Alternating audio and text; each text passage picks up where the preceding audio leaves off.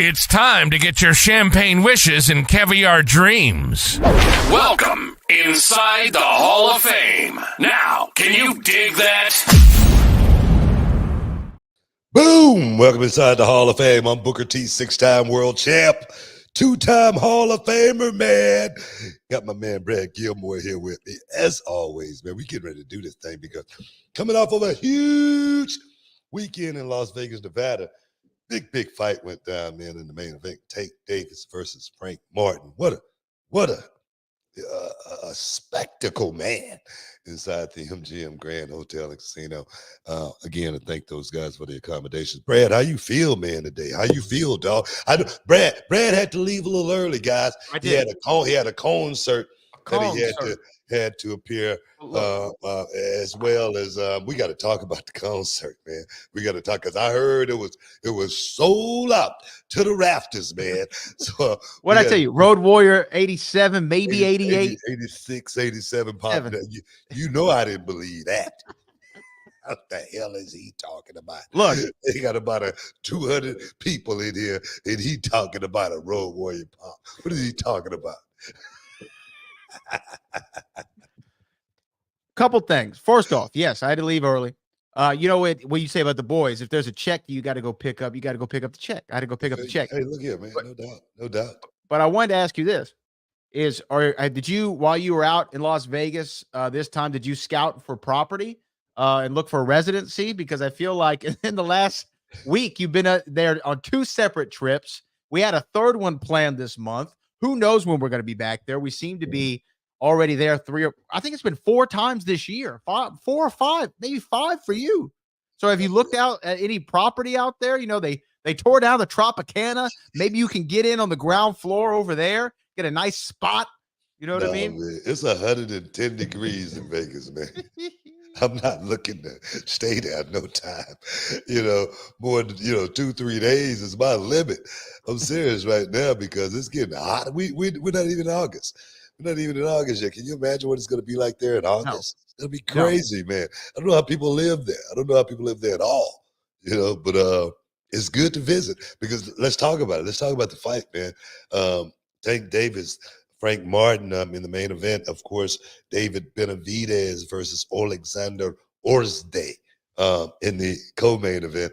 What was really, really cool is David Benavidez actually called me after the fight, and I congratulated him, man. Okay, yeah. How does this happen? So you told me this morning when we were talking on the phone. You said, yeah, you know what? David Benavidez called me on Saturday. I'm like, wait a minute. He was in the co-main event.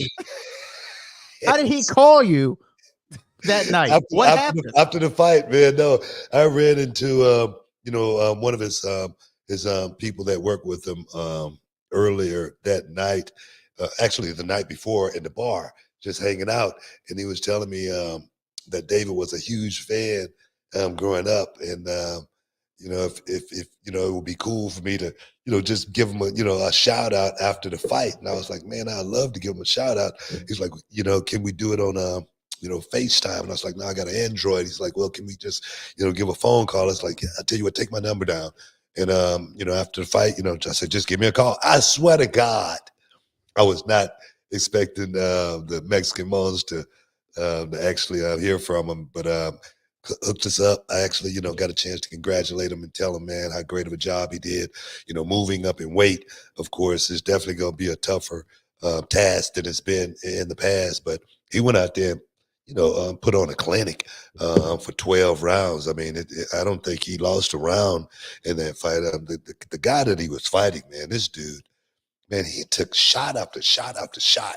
He took some of the hardest body shots, not the head shot, the body shots that Orzday took.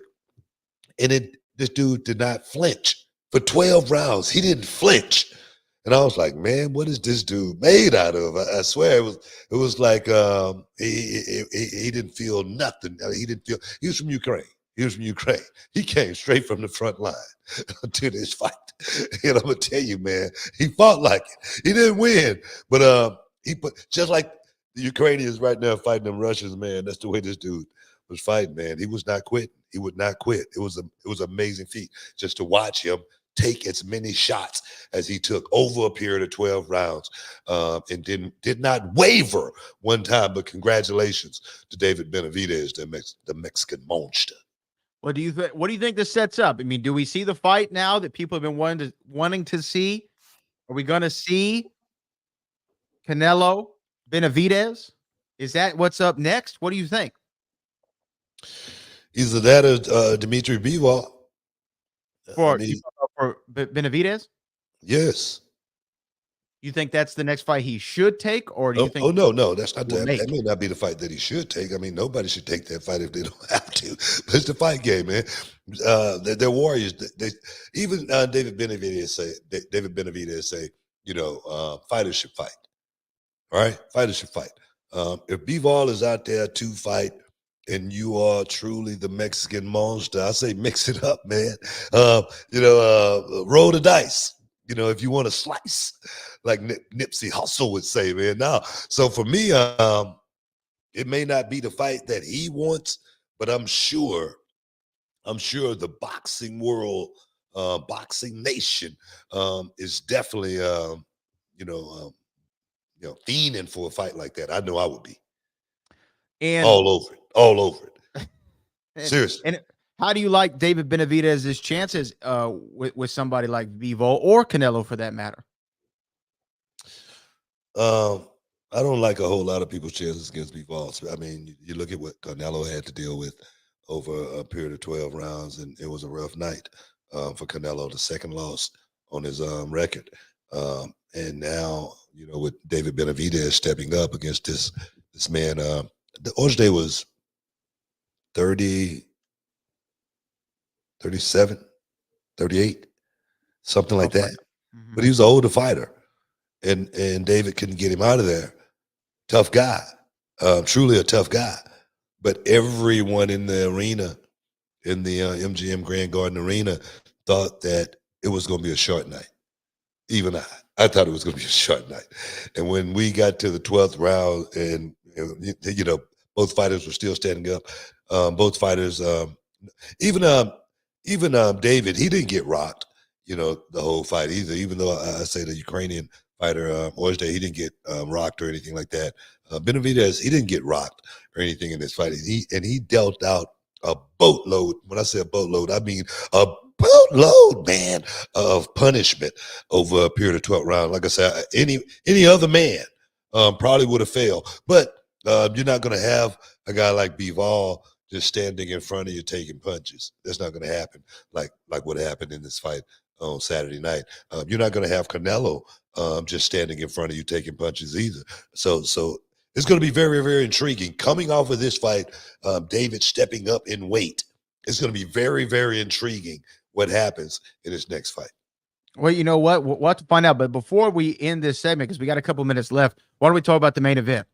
Tank Davis, Frank Martin, main event. Now, again, you and I were texting a little bit because I was here in Houston. You were in Vegas. I'm not calling myself Bookstradamus because you're the one who picks the fights. I did say Tank and 8 before the main event went on. I did say that. I have verifiable evidence of it. I think you were thinking the same thing when we were talking just in Vegas. You said maybe 8, 9, somewhere in that range. Yeah. So, I mean, it's what ended up happening. What did Tank do so right in this fight to put down an undefeated Frank the Ghost Martin? I think it was everything that Tank said in the presser leading up to the fight.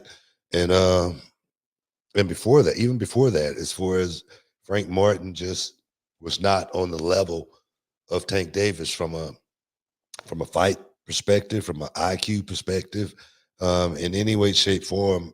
Frank Martin was just not on the level of Tank Davis. And for Tank to pretty much go out there and exploit all of Frank Martin's weaknesses from the beginning of that bout, it was eye-catching, for me as a boxing enthusiast, somebody who watched, guys, go out and perform and how they perform.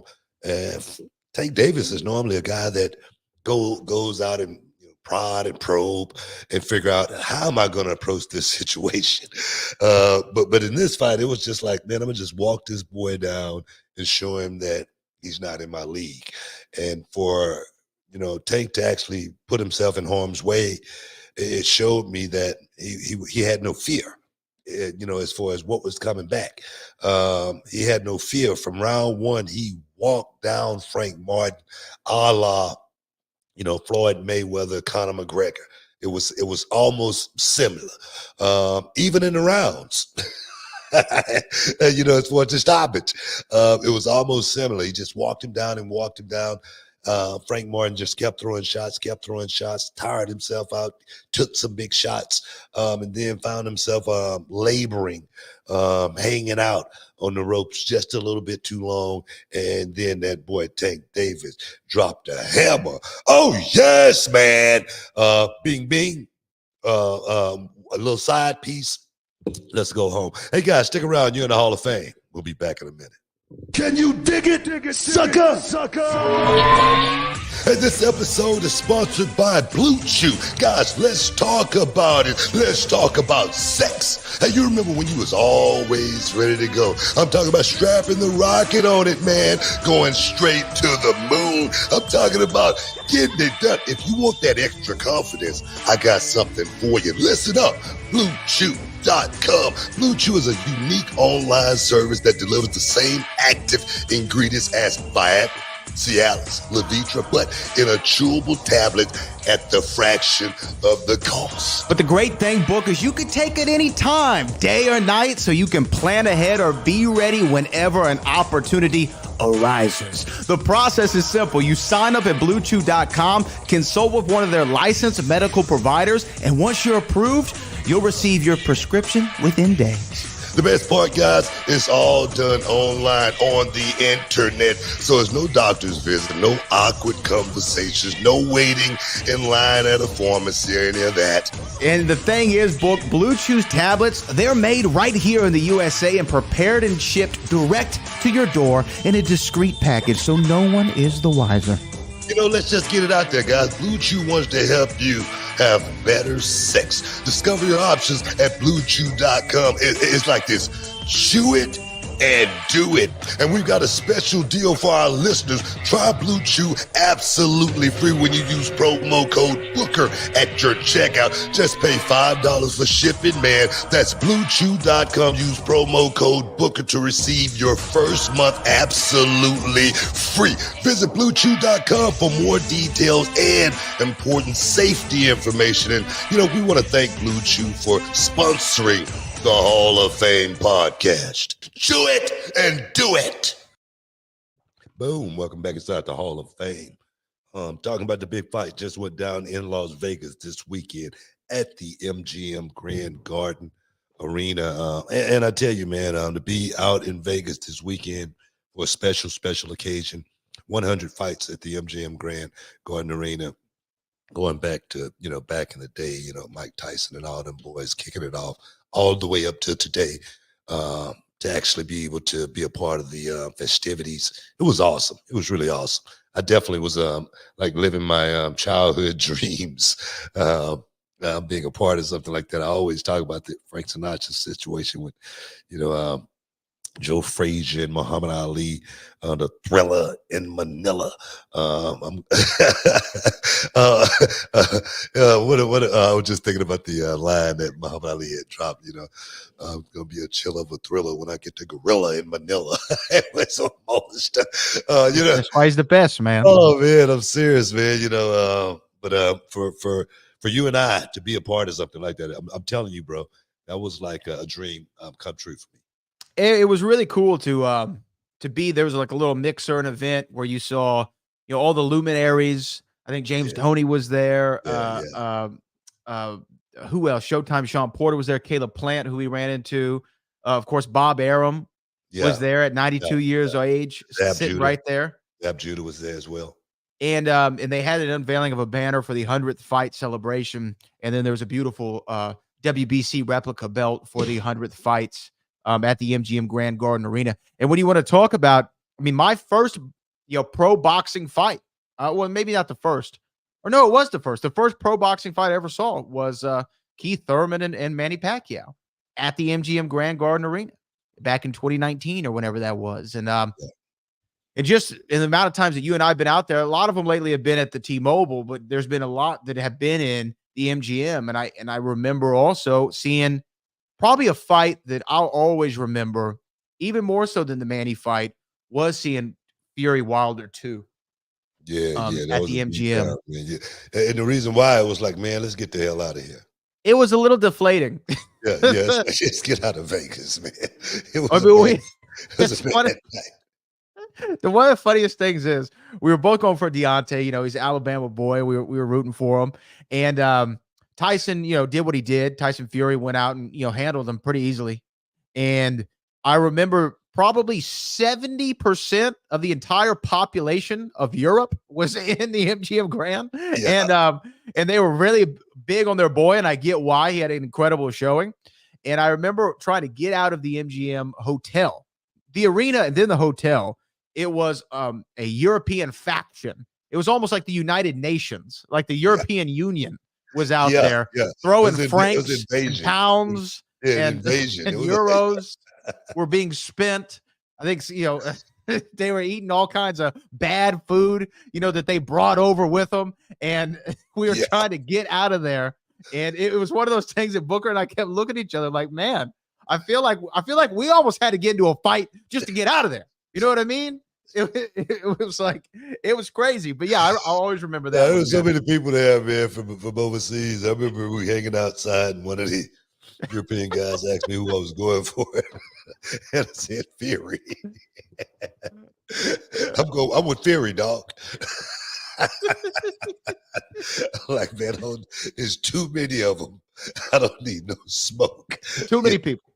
We don't want to deal with it. Because too, you tell somebody, who's really passionate about their countrymen, hey, I'm going with Deontay.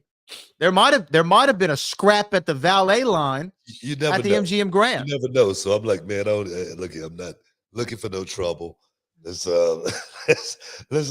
diffuse this situation. That's what we gonna do. For Tyson. No, man, we've had some great times going to Vegas for the boxing matches. And I tell you, not in a million years, that I would think I would be a part of something like that. And God bless Tracy, man. God bless Tracy. God bless her soul. The person who actually brought Brad and I out for the first time. She's no longer with us. But I tell you, I can't thank her enough for making, these trips happen for you and I. Yeah, absolutely. Shout out to Tracy. And you know what? Another person who we actually did travel to those first fights with, Fred Fowler, who's also with us. And he was at the first several fights that we went to, him and AJ Hoffman. So rest in peace to the two of them. They're the ones who made all this, like you said, partly, Tracy made it happen, and as well as did Fred. It was an incredible night, obviously, in boxing. Let me ask you this before we move on from it. Tank, who's up next for Tank? I mean, I know everyone wants to see him and maybe Teofimo Lopez. That's a fight that a lot of people might be excited about. What do you think? Is that the next logic? Well, I mean, at the end of the fight, you saw Ryan Garcia. Jump up and throw his name back in the hat for a rematch. Number one fan. I think shirt.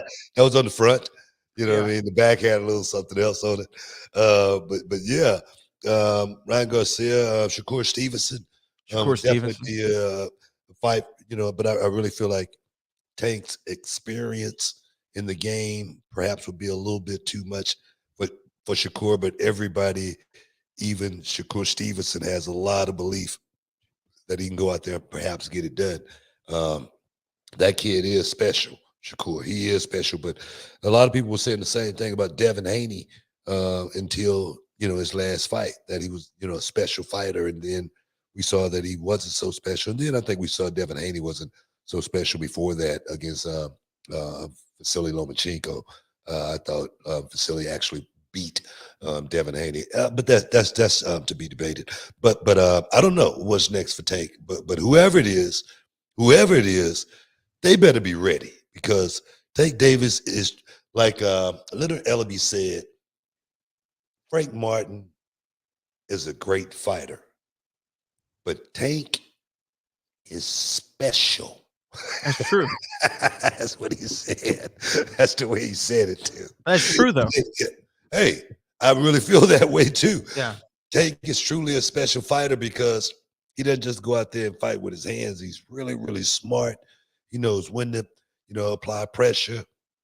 He knows when to throw big shots. He feints very, very well. He puts you out of position to land big shots. He's got the full package. And like I say, he took some shots on Saturday night, but not one shot phased him. So there again, Tank can obviously take a punch. We don't talk about how well Tank take a shot. Tank has taken shots in just about all of his fights, especially with Isaac Cruz. He took some shots. And I don't know. We've never seen Tank waver. The guys, he's got the full package. And like Leonard said, Gervonta Tank Davis is a special fighter that doesn't come along too often. Now, the other rumor, though, that's being thrown out there, I mean, I know Tank has said something about it, and obviously it's a fight that some people might want to see, is a guy you mentioned just a second ago, Lomachenko and Tank Davis. How would you like that matchup? If this fight was happening 8 years ago for Lomachenko, it would be great. Because Lomachenko now is late 30s, right? Yeah, like 36, 37, 38. He's not the Matrix anymore. Right. I mean, at one point, you really could look at Vasily Lomachenko like the Matrix. Mm-hmm. But I think that loss against Teofimo Lopez did something to him, as far as, I don't know if it did anything to him, but I think it showed that he had lost a step. It showed that he wasn't the same fighter that he was, before going into that fight against Teofimo. The fight against Devin Haney, even though I feel like Vasily Lomachenko won that fight, I feel like the Vasily Lomachenko 5-6 years ago would have went out there and wiped out Devin Haney without no problem. That's what I'm talking about. So I just feel like Tank will be catching Vasily Lomachenko at the perfect time. He's cooked. He's ready. Let's just take him out and serve him up. That's the way it would be. But guess what? What? I'd love to see it. I'd love to see it.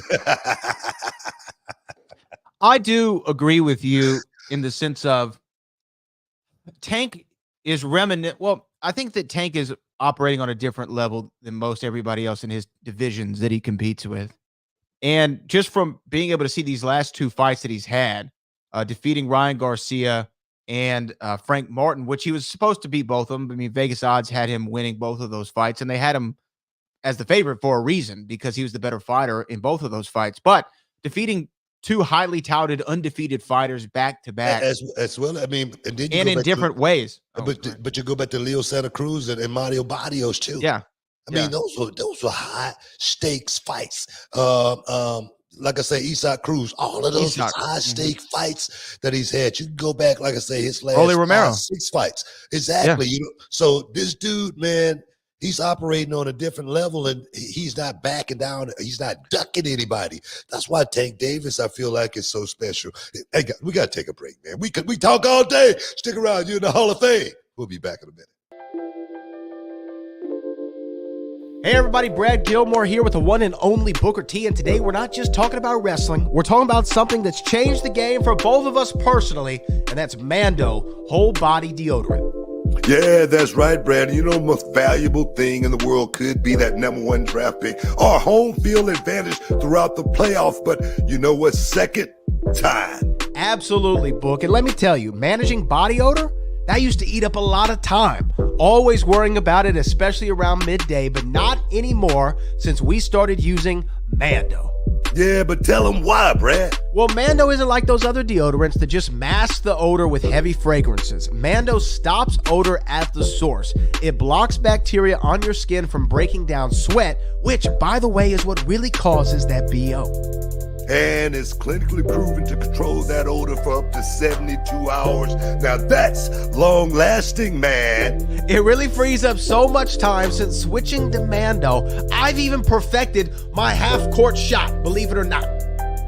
man. That's awesome. And let me add, I've been using Mando everywhere. Pits, grundles, and even those stinky crevices. We all got his aluminum-free, cruelty-free, dye-free, and vegan. Designed by a doctor who knew what was up about body odor, man. And for our listeners, we got something special.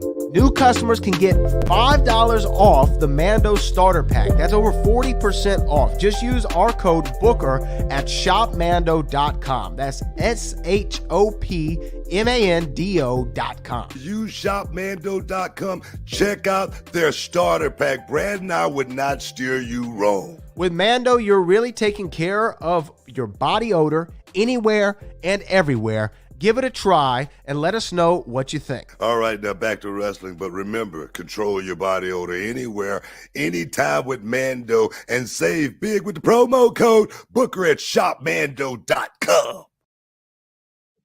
Welcome back inside the Hall of Fame. Just talking a little boxing. What's next for Tank Davis? What's next?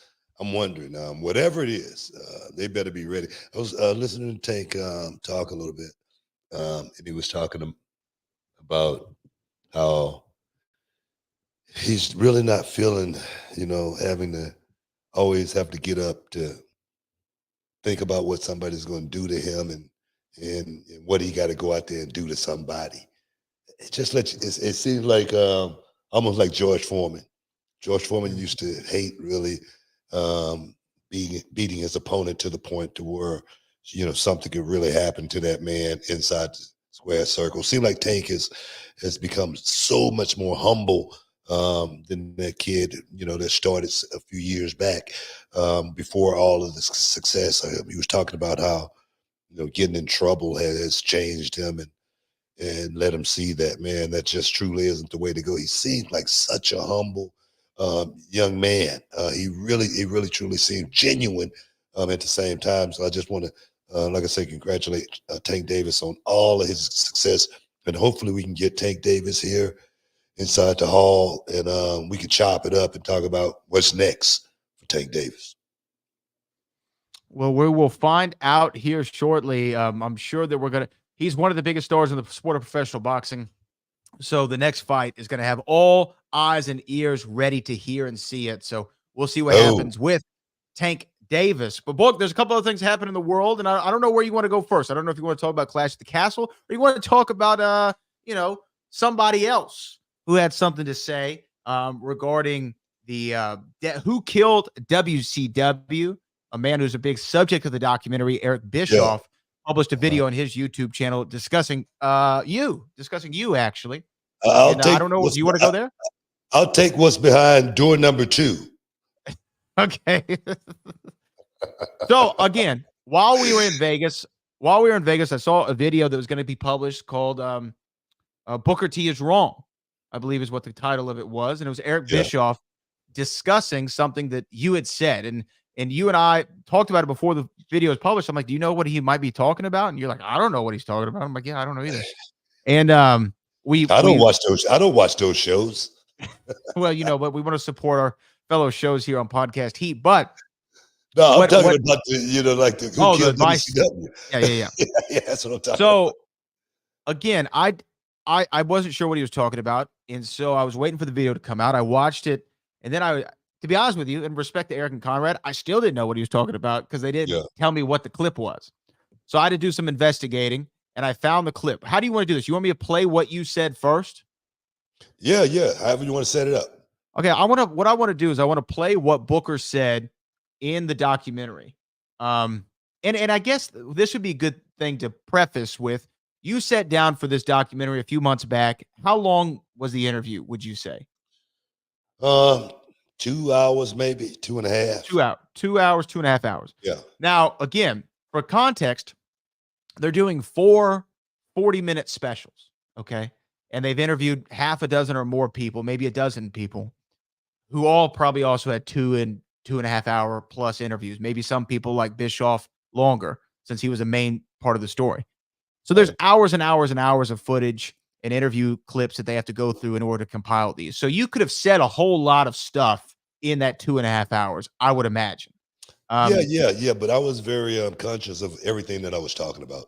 So why don't we go to the clip in question. This is from episode 1 of Who Killed WCW. This is toward the end of the documentary where they're talking about Hulk Hogan and Sting at Starrcade.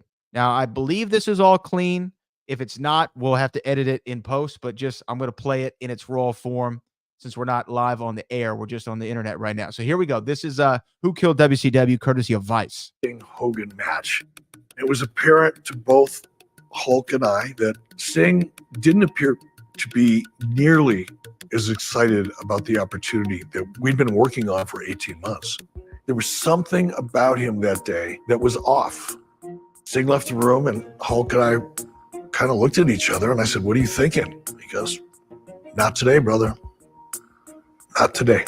His head's not right."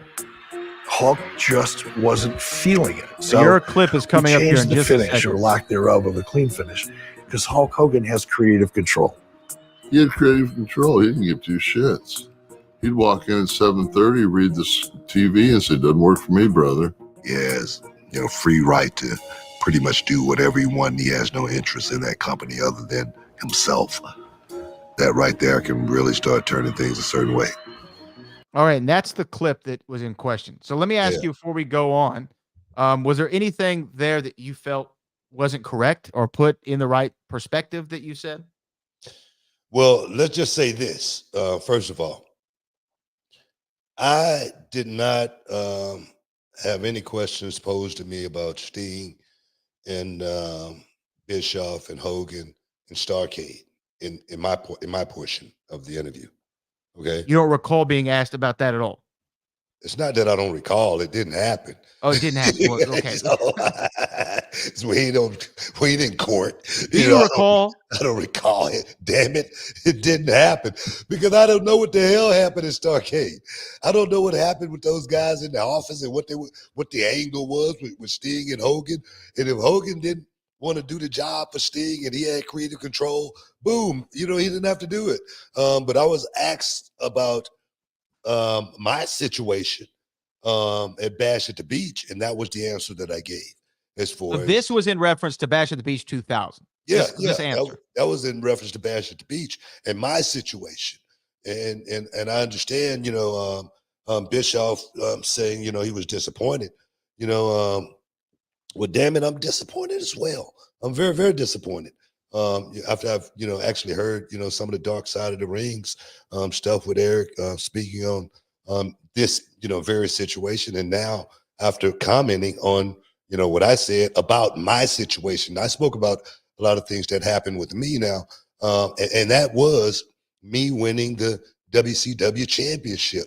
And the thing is, I still think about it to this day as far as, the landscape of how my career could have been changed that one night because, creative control was pulled the night that I was winning the world championship. And my thing is, somebody having creative control can, mess things up or, really, really start changing the whole name of the game and the narrative of, someone's career and someone's future. Because say, for instance, Hulk Hogan wins the world title, okay? Hulk Hogan wins the world title. Let's just rewind. Hulk Hogan wins the world championship that night. What did that do for Hulk Hogan's career? What did that do? He was a multimillionaire at that point in time. He had did movies. He had did everything. He had been a world champ everywhere. What would that have done for Hulk Hogan's career? I mean, would it have saved WCW? Would the company have not gone under if Hulk Hogan would have won the World Heavyweight Championship? Now, on the other hand, it was a moment for me that Hulk Hogan came in and was almost took away from me because now I knew I was winning the world championship at least 2 or 3 days before I was that night. Okay. No, they called you and told you. Yeah. Now, if somebody called me and told me. Now, if I knew that, Bischoff knew it, Hogan knew it, everybody knew it. And Bischoff, why I'm so disappointed, Bischoff and Hulk Hogan was willing to take away my moment that night. And if I wouldn't have won that night, who knows if I ever would have won the World Heavyweight Championship? Who knows where my career would have went? I could have went by the wayside just like everybody else in WCW if I wouldn't have won the world, as well as I went on to have a hell of a run as the World Heavyweight Champion, besides all the antics and stuff that I had to do with the title. You know what I mean? Stupid angles, that's here nor there. But What would Hulk Hogan have gotten out of winning the World Heavyweight Championship on my night? Yeah, I'm disappointed in Eric Bischoff because he was an accomplice to the crime as far as I'm concerned. You're saying that Bischoff would have he was going to go along with Hogan wanting Whatever Hogan said, he was going to follow along. Yes, that's what I'm saying. And I had a lot of respect for Eric Bischoff for so many years. But after finding out some of this stuff, man, it totally lowers the bar as far as I'm concerned about it. Yeah, I'm the one who should be disappointed. Now in somebody. We're coming up on a break, so I'll play. You got 45 seconds. Hold on now. Calm down. Calm down. All right. I feel you. I feel where you're coming from. And we'll play some of Eric's clip on the back. Now, let me ask you this. Because the context, what Eric's video was about what you said in context to the Starrcade night. Eric said, my thing is, Eric bundled me in with a lot of other people and said, Booker's copping out just like everybody else in WCW that don't bundle me in with everybody else. I know what I say, and I know when I say it. And the thing is, he should have known it was taken out of context. He should have known that. Okay, we got to go to a break. You're in the Hall of Fame. We'll be back in a minute. Hey, y'all, Booker T here alongside with my main man, Brad Gilmore. And today we're talking about something that could really change the game when it comes to how you get paid. That's right, Booker, because let's face it, life doesn't just happen every 2 weeks. So why wait for a payday? With EarnIn, the money you've earned already can be in your hands today. EarnIn is this incredible app that lets you access your pay as you earn it. We're talking about up to $100 per day and up to $750 each pay period. All you got to do is download the EarnIn app, verify your paycheck, and boom, you can access up to $100 a day as you work. And the cool part, you just leave an optional tip, and any money you access plus the tip gets repaid when your next paycheck rolls in. You know, Brad, I'm always talking about staying ready so you don't have to get ready, right? Imagine having that extra cash for that surprise date night, or maybe when you have to take the furry little friend to the vet unexpectedly. You know. Absolutely, Booker. Or even those times when you need to grab a last minute gift, or maybe you're a little short on rent, or hey, even you might want to pick up some new gear for yourself or your kids or your lady. Folks, make EarnIn part of your financial playbook. Join over 3.5 million customers who are finding financial stability and peace of mind thanks to EarnIn. So don't wait around for a payday. Get your money when you need it and take control of your finances. Download EarnIn today and experience what it's like to access pay on your terms. Get started with EarnIn now and join the millions who are getting their pay their way. It's time to earn in, not just earn. Check it out, man. Welcome back inside the Hall of Fame. How y'all feel? Hey, what do you think everybody for stepping inside the Hall of Fame today? Getting your champagne wishes. Caviar dreams, man. What's wrong with you, man? Well, I'm laughing because you cut this, it's not a promo, but you're very impassioned speech there. And then you want to ask us how we're feeling. How you feeling, man? That's what we're talking about. No, man, because like I said there at the end, he should have known Eric knew I don't mix my words. I'm not shy about talking about something. Like I said, damn it, if I was Hulk Hogan and I had creative control and I could have finagled someone into giving it to me, I would have taken it too. Yeah. If someone was that hard up to get me to where you could totally take the ship and just say, everybody on the ship now, y'all just scrubs and y'all got to do whatever, whenever, because this one person on this ship, damn it, yeah, it's a problem. Yeah. And that's why I say I'm the one that's disappointed.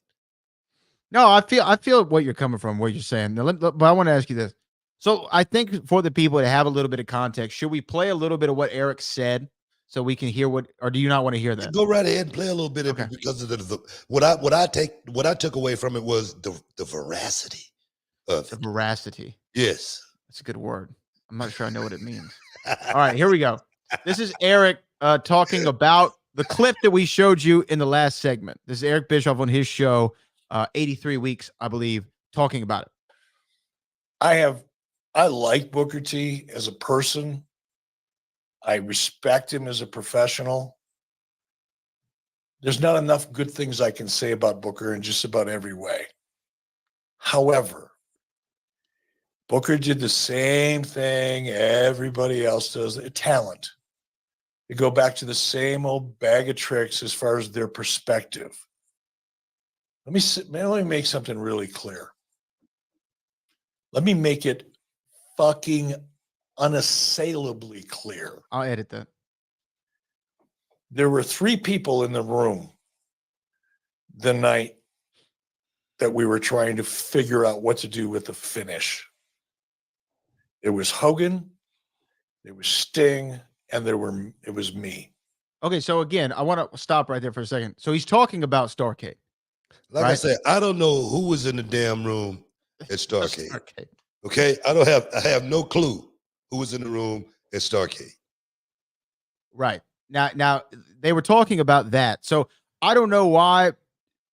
Well, I do know why, because they put that clip in the segment. Well, I mean, when they just were like talking Eric about Bischoff Starrcade. just said, I mean, he could have easily just said, man, Book wasn't even in the room at Starrcade. You know, what are you talking about? Just like I said, you know, like the plane ride from hell, and they had Vince on there, and I say, man, Vince wasn't even on the plane. What are they talking about? You know, so it could have been something that simple. It could have been explained that simple, but to actually have, like I say, the veracity of me and my integrity and my opinion more than anything. Damn it, if I wanted to say that, I could say that too. If I really wanted to. I mean, I can say whatever the hell I want to say. It's my opinion, you know, but it was taken out of context. And my thing is, you know, like I said, he should have known it. Because like I say, he knew I wasn't in the room. He knew I had nothing to do with the office. He knew I've never been in a meeting at WCW doing anything. So for him to see me make a comment, and they're actually talking about this, and he equated to that because they put it together. He's been in TV for many, many years. He know how this thing works. Right. And I think this is what they that, you know, Stay I right love here. Jason and Evan, and I think they do a great job. And I mean, every time they have a new product on Vice, I can't wait to see it. Whether it's Tales from the Territories or Dark Side of the Ring or Who Killed WCW, I love it all. However, I have heard from people who say, man, that's not the full context. And I'm sympathetic to that. And you and I have talked about this before. Yep.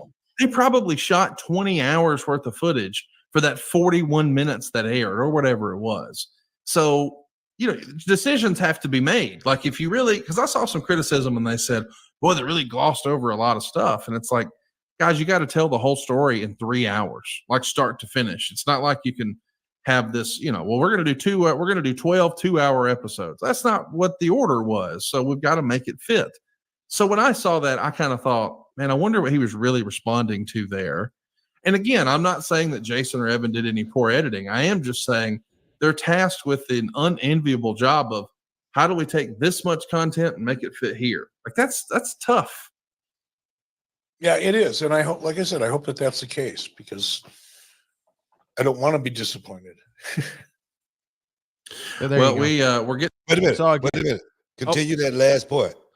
Okay, let me get it back. I got to get it back up. Give me 1 Okay, second. because it's one point there I wanted to make a comment about. Okay, there, give me a you second. I have started to off find it. a little bit too early there. No, like I said, it was the veracity of the statement that was made towards me when, you know, there again, like Conrad said, it over a couple of hours of an interview, and they took it and placed it, you know, in the same context with Hulk Hogan, just because I think the context of what they were talking about with Hogan was the creative control, and I think that had a lot to do with what happened with me that night was the creative control. So I feel like they lumped it in, and yeah, but go ahead. It's the same opinion though. Here we go. We're getting this Roddy Piper above the Greater Bash ranked for you no. as far as the WC. Hold on. You were looking for something over here. That had a valid perspective of what was going on. Right spot. Yeah, you ain't got to worry about why. it. You ain't got to worry about it. I think what he had said was that would make him a little less disappointed That's what he said. Oh, yeah. That's what he said. That, it'll make him a little less disappointed. What the hell that mean? I don't care if he's disappointed. I hate when people talk like that. I mean, I really don't care if he's disappointed with me or not, because I'm a grown ass man, and everything I say, I stand by it. Everything I say, I stand by it. Everything I say, I'm willing to say it in somebody's face. And damn it, there's some more stuff that's going to come out on the Who Killed WCW, and he may not like that either, because I think he had a big part in it. And do we want to talk about that? And look at me a certain way because I wasn't in the room when the ship went down. Damn it, I know if I'm on the damn boat and it's going down, I know what to do. Look for a damn life jacket in one of them boats that everybody's jumping on. So yeah, I'm not totally in the dark about what's going on, So I take offense to it, in a lot of ways, because there again, this is my opinion, and a lot of people got their opinions. Bottom line. Yeah. Bottom line. So I'm sure this will get back to Mr. Bischoff. And, we'll see what he has to say in response to that. But again, I think that the creative control thing is a valid piece to this WCW puzzle. I think it's a subject that has to be discussed, because just like what Eric said in the clip. Now, again, I don't know what was wrong with Sting, and if Sting wasn't in the right mental space or what have you. I don't know. I mean, look, I wasn't there. Right mental Clearly. space. The right mental space might have been somebody coming to him and tell him, "Look, I got creative control." Well, what I wanted to say about it is the thing is, I wasn't even at Starrcade that year, or the year after that. Were you not? No, I wasn't even there. I wasn't even part of the show. Yeah. So you couldn't have been there. I couldn't have been a part of it. I couldn't have been in the room. I wasn't even at the show. I wasn't even on the card. Was it 97? What I wanted to say, though, is the fact is, whether, you want to look at it as a positive or negative, I truly do believe that it's a element in what led to the demise of WCW. And that is, of course, the issue with the creative control. You know what? I do not think so at all. You don't think that has an element to it? I don't. Absolutely do. It absolutely has an element. I don't think that was the demise of WCW. I think the ship was already sinking way before that. No. Yes, the ship wasn't sinking before 97 when that happened. Now 2000, 99, going into 2000, yes. You know what? But the thing is, decline. But the thing is, though, Brad, what you got to understand is, most of us, we didn't know about the creative control thing. I know, that's neither here nor there. The point now, is what that I'm it saying existed. is, so if Hogan had creative control and we didn't know about it, it had nothing to do with the demise of WCW, because it was way too late. We found out about creative control after the fact, as far as I'm concerned. Yeah, but if you have creative control and it's preventing the fans from enjoying the show because we're seeing something that maybe had been built up for a long time, and then because you want to throw in a creative control card, it throws off the satisfaction of the show for the fans. But I don't think that has an element to it. Absolutely. You know what? You can believe that. But we run out of time. We run out of time. I feel like we should. Well, we have super chats, so we're gonna have to go another segment. We have to go a bonus segment. Well, stick around, guys. You're in the Hall of Fame. We'll be back in a minute. Can you dig it, sucker?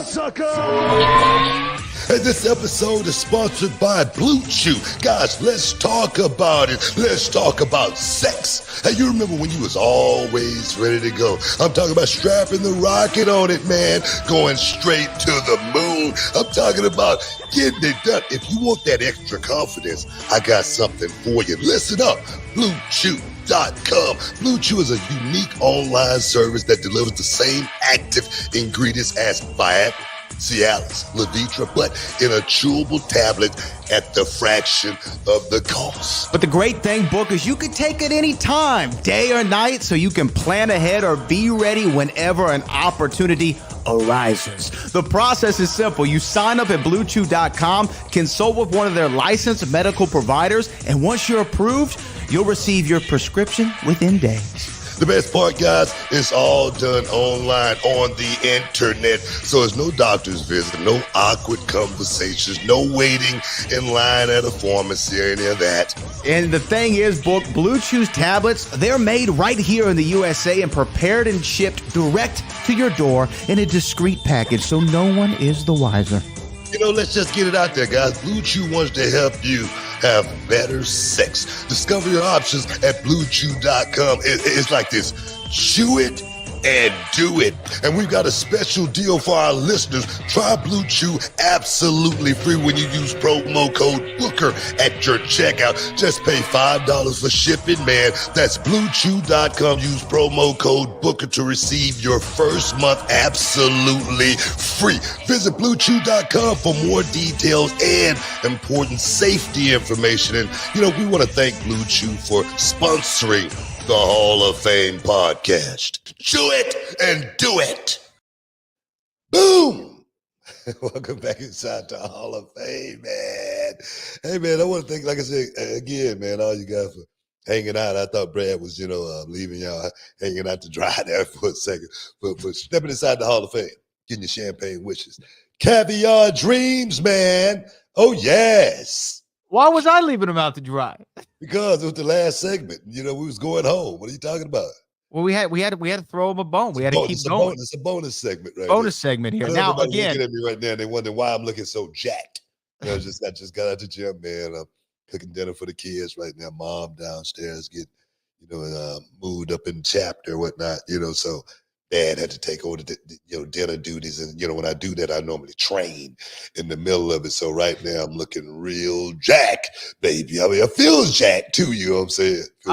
Trust me. I think we've all heard that and seen it throughout this show today. You know what? We want to shout out all our sponsors, of course, for this lovely podcast, of course, including Blue Chew. And the great thing about Blue Chew, do it. The great thing about Blue Chew is, unlike Booker T's comments and Eric Bischoff, it never leaves your lady disappointed.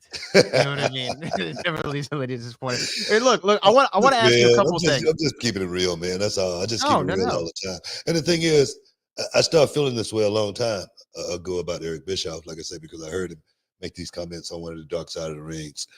And the thing is, I don't even know if I would have ever did a Dark Side of the Ring episode if I wouldn't have saw that. And it was about, like I say, this situation, and me knowing this many years later that my life could have been totally different, because I know Hulk Hogan was the guy that was the marquee name and whatnot. I understood all of that, but I really felt like it was my night, and I felt like the right person won the championship that night. Whether Hogan felt that way or not, because I saw an interview after that where Hogan had said, he's still the real champion anyway. I remember seeing stuff like that. So it's not something that, I just dismiss or don't think about or don't talk about. I don't talk about that kind of stuff for a reason. But when I see it and I talk about it and I call it out, I'm just responding more than anything. Just because for many, many years, I felt so differently about Eric Bischoff for many, many years before I saw that he was willing to go along with the coup. So for people who aren't familiar, maybe, and they didn't see that episode of Dark Side of the Ring, you're referring to Bischoff saying that he was okay with putting the title on Hogan and not allowing you to win that night? Exactly. Because I wouldn't have won it after that. Yeah. The title wouldn't have came my way after that. Company was going down. It wouldn't. I don't think Hogan winning the championship would have resurrected the company's downward spiral. It would have did something for Hogan, maybe, and the way he felt about there again, because he still felt like he was the champion after I won the world title anyway. So yeah. There again, was it selfish? Yeah, I think it was, because there again, I really think I knew before that night I was winning the world championship, and they're the one in creative. I think someone like Eric would know it. I think Hulk would know it. Vince Russo knew it. Vince Russo said they had a meeting. Who am I to believe? I don't know. I wasn't in the meeting, but I do know what happened in the ring that night. I do know that I was slated to win the world title that night. I do know that Hulk Hogan pulled his creative control card that night. And me being the one winning the World Heavyweight Championship that night, and then Hogan pulled his creative control card. If I don't think that's a selfish move and somebody thinking for themselves at that moment in time, and I just say, okay, fine, I'm cool with that. Look, how stupid does that make me look? Oh, very. All the hard work I put in for that damn company all those years. It's ridiculous. It's ludicrous. It's unbelievable. Well, and a couple of things that I wanted to make sure I mentioned in this segment was, and I guess scratches the credulity. Do you have a thesaurus in front of you? Right now. Now I didn't. Now I told you, and I've said this on the show a long time. I do not watch any Dark Side of the Ring episodes. I've never seen one of them. I have seen the Death of WCW, but I've not seen any of the Dark Side of the Rings because I don't kind of like what they represent. But neither have I. I mean, I don't represent any of the Dark Side of the Ring. And like I say, only reason I did this one was because it had something to do with The Rock and Brian Gewirtz, who had something to do with it as well. So I trusted them to, put my words in context. It was taken out of context. That's the only reason I never did anything with Dark Side of the Ring. And just going on the record, I'll never do anything with Dark Side of the Ring ever again going forward. Okay. But as far as the Bash at the Beach thing, let me ask you this, because I didn't see the clip that you're referring to of what Bischoff said. Do you think Bischoff's words could have been taken out of context in the Bash at the Beach episode, or is it pretty clear what he was saying? I think he said the same thing this time. He said the same thing this time. Okay. As far as Bash at the Beach? No, as far as, Hogan had creative control. And if I felt like, just like everybody else in WCW and what's going on in the office, I felt like, I just felt like, situation still remains the same as far as the way things are. I mean, and I, like I say, I don't think it was taken out of context. Maybe it was, but I never spoke about it until now. I didn't speak about it because it was on Dark Side of the Ring. You know what I mean? So I never thought about, so I say, but now I'm speaking on this because again, the veracity of a comment that was made on Dark Side of the Ring, and that was taken out of context, but my true feelings. Yeah. On your situation. On my situation. On my situation, my true feelings, 100%. I guess like a journalistic follow-up would be this. Would you be open to having a conversation with Eric, either privately or publicly, about what he said and your feelings on the matter? I would, let's just say this. I wouldn't mind at all. Okay. But that's why I say I never really, like talk about old stuff. Only reason I did the Dark Side of the Ring thing this time because I heard comments made about Hogan and about him winning the title, and there again, they would have went that way opposed to going with me. But what was the question again? I would just would you be open to having a public or private conversation? Yeah, I'll be willing to have an open dialogue with Bischoff, but that dialogue could go like way down a rabbit hole because I do feel a lot of ways about what happened with WCW. I really do. And the thing is, I'm not going to just sit here. Let's just say this. Eric Bischoff did a lot for me in WCW. He did. He was a guy that, is one of the reasons why I excelled and got so far in WCW. He paid me appropriately, maybe even better when I was in WCW. But that's not going to make me sit back and not tell things the way it is. I'm going to always tell it the way it is. I appreciate what Vince Russo did for me because if it wasn't for Vince Russo being the guy in the room and willing to go out on a limb for me, I probably wouldn't be here talking to you and having this conversation. I appreciate Vince Russo for doing that, but I'm not going to come out here and say Vince Russo was the best writer in the world. He did everything great. Vince Russo had flaws just like everybody else. You know what I mean? He had some good ideas. He had some really bad, some really bad ideas. But that's just the nature of the beast. That's the way that's the name of the game. You know, how many times have you heard me, really bash, Vince Russo about anything? I always say, man, he has some good ideas. He has some bad ideas. So his best idea was putting the title on me. I appreciate that, but I'm not gonna, say anything other than the way it was or the way it is when it comes down to, talking about, old stuff. Yeah, because here inside the Hall of Fame, we normally don't talk about old stuff. We normally don't talk about old stuff. Now, this just happens to be topic of conversation because of the Who Killed WCW documentary. Let me say this before we get to the super chats. And again, I obviously will have a different perspective than you about WCW because I was watching from this side of the screen. You were on the other side and actually living it every single day. Yeah, I think you're a journalist. Like I say, you can ask me whatever questions you want, man. I'm not going to shy away from them. Well, no, I'm not. It's not even a question. There's more of a comment of just, I feel like Creative Control had a hand in what led to the demise of WCW. How big of a hand? Probably not a massive one, but it definitely had a hand. I think Favored Nation Contracts had a hand in the death of WCW, which is where guys like, and look, if I was one of the boys, I'm not saying I'd be mad at it, but guys like Hall and Nash, who, if someone came in and were making more money than them, their contracts got bumped up to at least that or more, right?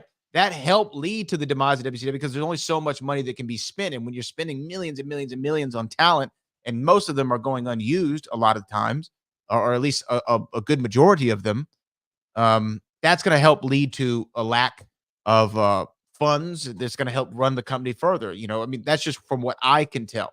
Now, who is responsible for killing WCW? I think it's an amalgamation of several different instances, actions, and people. And I do think from the outside perspective, and I'd be interested to see what the documentary ends up eventually saying, I think that Bischoff has a massive hand in creating WCW to the point of which it got, the zenith of where it got to, and also has to hold some responsibility for the fall of the same ship that he saw get to the nebula, to use your term. And I think that anybody from the outside looking in would say that. Now, the inner workings, I can't attest to that. I have no idea what AOL, Time Warner. I've heard Jane Fonda get blamed for killing WCW. I'm sure you've heard the same thing as well. I haven't heard that one. That's a new one. The Ted Turner, Jane Fonda divorce, I hear, is partially to blame. Anyway. Like I say, it was a multitude of things that had to do with the demise of WCW. And like I say, a lot of people got a lot to do with it. I know I didn't have anything to do with it. No, you helped with the success of WCW. I had nothing to do with the demise of WCW. No. It's definitely a conversation that's I would love to have with Eric Bischoff. I would definitely not shy away from a conversation, especially when I'm talking about something that I'm very, very passionate about, which is, there again, my life could be totally different right now, all because of that one night. And me personally, I always say, I needed all of that chaos and mayhem going on in order for me to have really, for my championship, win for the first time, to really be highlighted. I needed all that controversy and chaos. I really did. Yeah, it definitely made it more memorable than it already would have been, just because of the extras. And I will say this, without you winning the world title that night, now perhaps you would have won it several days later or a week later or a month. Look here, bro. Look at Brad. Come on. I was gonna say something. Come on. Let's be real here. Gonna make a good point. Come on, let's be real here. Hogan wasn't working me. He wasn't dropping the strap to me. Hogan wasn't going to put me over. Damn it. That title wouldn't have never came my way. And that's just the way I feel about it. Now they could talk about their creative and how they thought about how would Hogan want it, what was going to go. They was trying to build me up. That's a bunch of crap. Is what it is.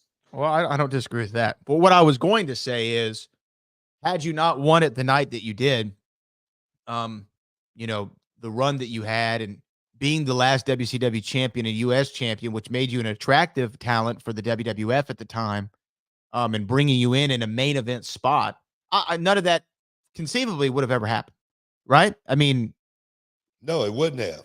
It wouldn't have happened. I would have came in, but I would have had to work my way from the bottom all the way up to the top. Hogan wasn't going back to the WWF or WWE. He wasn't going back at that time or anything. Like I say, it did more for me in my career than it ever would have done for Hogan's career, winning the world title that night. And if nobody, understand that or see it from my perspective, to hell with them. That's the way I feel about it. Because I know, damn it, how hard I worked in that company to get to that point. And if you don't want to give it to me for political reasons, it's a bunch of, you know what? Yeah. We have some super chats to get to before we get out of here. Let's You want to do go it, ahead and man. move Let's do it, because I got some dinner on. Okay, this comes from Shayla. Shayla just showing a little tip right there. Callie Toenail says, what's up, Callie?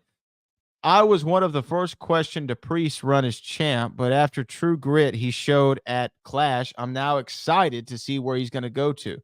One of the first to question Priest run. Yeah, he and Drew had a good little match there. There's a scary moment. I don't know if you saw it, Book, because I know you were on the road, where Priest got hung up there on the top and middle rope, and thankfully his foot got caught, or he would have come crashing down.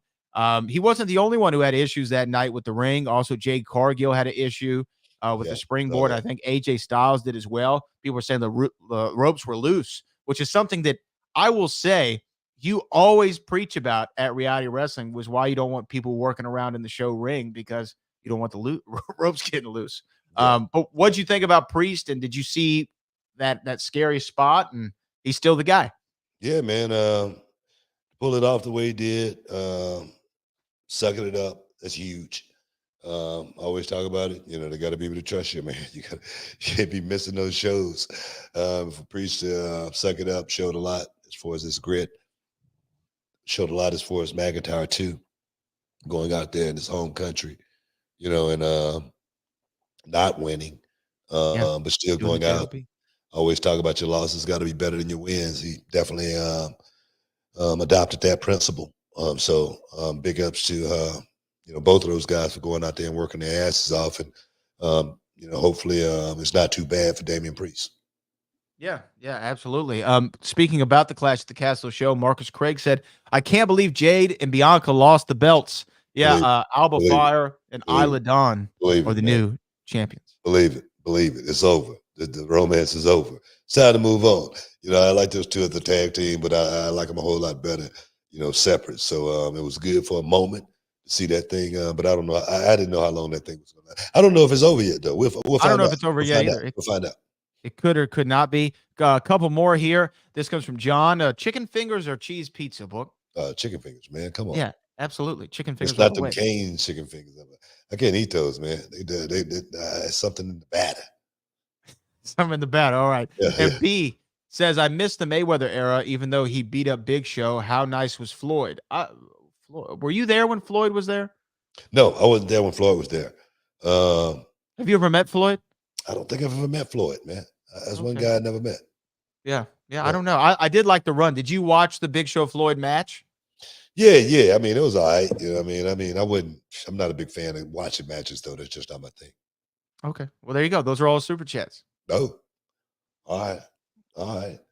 Yeah. Anything else you want to say before we wrap this up? Bro, I think I said it all. I think the internet gonna pick up some of that and talk about some of it. There's a high likelihood. But there again, man, I'm just being straight up. You know what? I wish we never had to talk about any of this stuff. Yeah. I wish we never had to talk about any of this stuff as far as, what happened back in the day. I always was a big proponent of, what happened in the locker room, stay in the locker room. When I see these guys making comments, and everybody know me, say something about me, I'm gonna respond, because I'm still in shape. I'm still fast, quick, agile, mobile, versatile, and damn it, I can get very hostile. You don't want that. You don't want that. Talk about it. But again, I want to thank everybody for stepping inside the Hall of Fame. Getting your champagne wishes, caviar dreams, man. I got to exceed tomorrow, man, so I got to get ready. Bradley for all the heavy lifting, as always. But right now, like I always say, guys, peace. We love you. We out.